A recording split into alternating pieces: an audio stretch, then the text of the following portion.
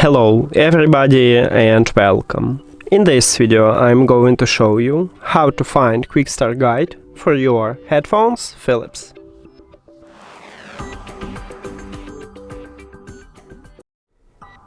You have to start by open Philips headphones application.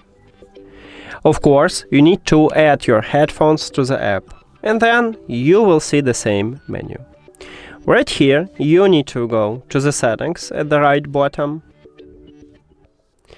Then click at the product information line.